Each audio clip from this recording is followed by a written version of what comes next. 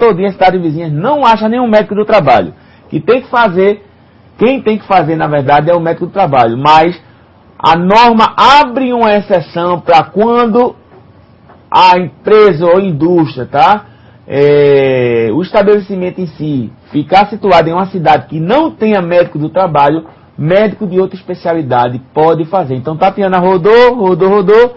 Quem foi que ela conseguiu achar? Ela achou um ginecologista que estava na cidade com 102 anos, Billy. Mas ele ainda estava com seu CRM em dia. Então, esse ginecologista aí que ela achou pode assinar o PCMSO dela? Pode. Ele é médico. O que é que a pessoa se faz necessário para a pessoa ser médico? Primeiro, curso, né? Que aí no mínimo aí são 6 anos aí de curso, mais residência, né, médica. E depois ela tem que ter o CRM, que é o Conselho Regional de Medicina. Se ele tiver em dia, né? Ah, professor, como é que eu vou saber se esse CRM do médico está em dia? É muito fácil. Só você entrar na internet hoje, digitar CRM, aí vai aparecer o site, aí tem lá, consulta, você digita o número do CRM dele, vai aparecer se ele é vivo, se ele é morto, se ele está realmente fazendo o uso correto do seu CRM, se é a especialidade que ele está vendendo para você, né, que ele está se propondo trabalhar para você, vamos dizer que ele é um médico do trabalho mesmo, aí você digita fulano e tal, aí tem lá, pediatra. Aí tem, opa, esse cara não é médico do trabalho, porque se ele é médico do trabalho, tem alguma especialização, deve estar lá no CRM dele, certo? Então, se você consultar, você vai com certeza ter as indicações, tá? Então, essa questão de médico de outra especialidade é só para cidades e localidades que não tenham médico do trabalho, certo? Vamos seguir aqui. A questão do médico coordenador, vamos lá, Billy? A questão do médico coordenador. O médico coordenador, a obrigatoriedade do médico coordenador, ela está estipulada lá na NR7. E diz o seguinte, estão desobrigadas de ter médico coordenador, mas não é desobrigada de ter PCMSO, tá certo? O PCMSO vai ter que ter, ela está desobrigada a ter o médico coordenador que vai lá uma vez por mês, uma vez por semana, não sei. Então, estão desobrigadas a ter médico coordenador. Empresas de grau de risco 1 e 2,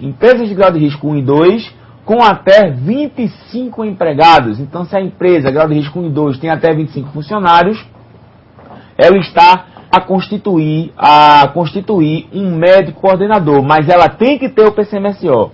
Empresas de grau de risco 3 e 4, com até 10 empregados. Se a empresa, grau de risco 3 e 4, tiver até 10 empregados, ela está desobrigada de constituir médico coordenador do seu PCMSO. Ainda tem, poderão estar desobrigadas, grau de risco 1 e 2, com 25 a 50 empregados, dependendo da negociação coletiva. Mas, geralmente, como o sindicato nunca gosta de arriscar, é muito difícil que se faça uma coisa para se reduzir, tá? Sempre se trabalha aí no limite. Porque as negociações coletivas, ela pode alterar alguma coisa, pode dizer alguma coisa diferente, mas tem que estar regido pela norma, ela tem que estar dentro da realidade da norma. Nunca pode destoar muito da norma.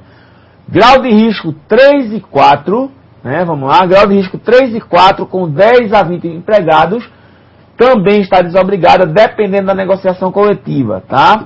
Essa negociação coletiva tem que ser assistida por profissional do Ministério do Trabalho. Aí você tem risco grave, tem lá na NR, risco grave, se a empresa tiver um risco muito grave, né, de questão de acidente, dependendo do parecer do Ministério do Trabalho e Emprego ou negociação coletiva, pode ter a obrigatoriedade do médico coordenador, mesmo que ela tenha menos que essa quantidade aqui estipulada, tá?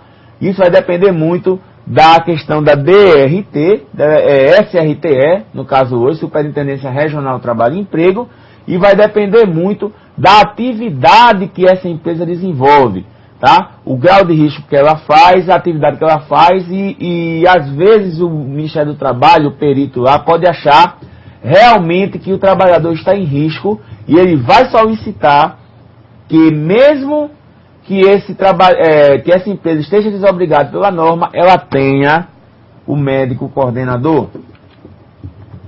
Aí vem as atribuições do médico coordenador. Vamos lá, Billy? Quais são as atribuições do médico coordenador? Então você tem aí, primeiramente, elaborar o PCMSO, né? Elaborar o PCMSO. Depois, realizar os exames médicos ou delegar algum médico para realizar. Depois disso, solicitar e definir o local para a realização dos exames complementares, tá? Solicitar ou definir o local para a realização dos exames complementares. Então, essas três funções aí são atribuições do médico coordenador. Aí você tem a estrutura do PCMSO, tá? Estrutura do PCMSO. No mínimo, o PCMSO, ele deve ter, vamos lá, identificação da empresa. Nessa identificação você vai ter o nome, endereço, grau de risco, número de trabalhadores, sexo, horário, turnos e também deve estar explícito o CNAE, Código Nacional de Atividade Econômica. Esse CNAE vai estar no cartão de CGC, tá certo? Deixa eu ver aqui, só um minutinho, tá? Vou ver se eu mostro se tem aqui um CNAE pronto. Só para você observar. Deixa eu ver aqui se dá para... Dá. Billy, mostra aí pra gente, para eu só mostrar eles aqui, tá certo? Pronto. Isso aqui é um cartão de CGC, tá certo? Aí eu vou abrir aqui para você dar uma olhada do que é o CNAE. Deixa eu ver aqui, ó. Tem aqui, ó, Código de Descrição da Atividade, tá certo? Bem no cantinho, Econômica Principal. Aí tem o númerozinho aqui, ó, 49.30.202. Transporte rodoviário de carga, exceto produtos perigosos e mudanças intermunicipal, interestadual e internacional. É através desse CNAE aí você vai fazer muitas coisas. Tem a dimensionamento do SESMIT, tem a questão da CIPA, né? Dentre outras coisas que você pode realizar na questão do CNAE, né? Foi interessante, por coincidência, eu estava observando aqui esse CGC aqui, dessa empresa, e ficou aberto aqui. Então, eu digo, vou aproveitar e vou mostrar aos alunos. O CNAE, justamente, ele está no cantinho ali embaixo. Você tem o CNAE principal e o CNAE secundário, tá certo? Que pode ter o CNAE principal e pode ter outras atividades atribuídas a esse mesmo CGC. Então, vamos lá. Volta lá, Billy, para o slide. Na identificação da empresa, né? Você já viu aí nome, endereço, grau de risco, número de trabalhadores, sexos, horários, turno, CNAE. Tem gente que bota mais coisas, como grupo, CIPA, que essa empresa pertence, e outras coisas mais. Identificação dos riscos, é interessante tomar como base o PPRA, bem como o mapeamento de risco já realizado na empresa. Também a discriminação dos trabalhadores expostos a esse determinado risco. Deve haver uma programação anual dos exames clínicos e complementares para os riscos detectados, né? Para cada risco, você tem que ter uma programação anual dos exames clínicos e complementares para os riscos detectados. É justamente aquela questão que eu falei para você, a setorização de exames. Vai ter uma tabelinha lá com a função, a descrição da atividade, e tem lá os exames que essa atividade, essa função deve realizar e a periodicidade desses exames. Tá? Outras avaliações médicas e outros programas, se forem necessários, devem conter na estrutura do PCMSO, como um link, né?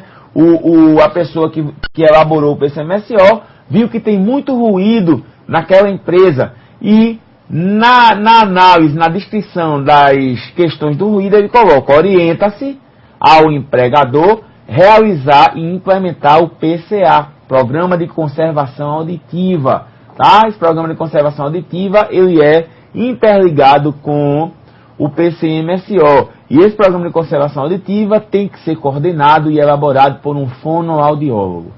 Então, o fonoaudiólogo, ele é responsável pelo PCA, que é o Programa de Conservação Auditiva.